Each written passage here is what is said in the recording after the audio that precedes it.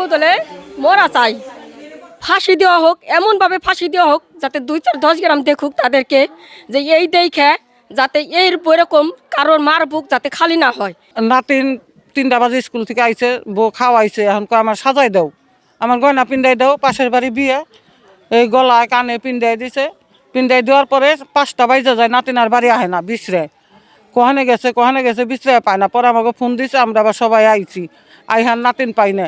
পরে একজনে কয় কি যে ওরা তো বাবা খুর, ওরা নিচে নি, ওরা নিশা টিশা করে।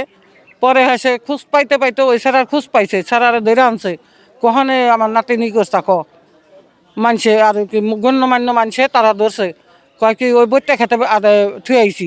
সেই ছাড়া নিয়ে গেছে, যাইয়া বিশ্রাইয়া পায় না, বিশ্রাইয়া পায় না। সেই রাত 10টা বাজে তারপরে সেই ছাড়া বিশ্রাইয়া তারপরে আইনে দিয়ে গেছে, সেই ছাড়া পলাইছে।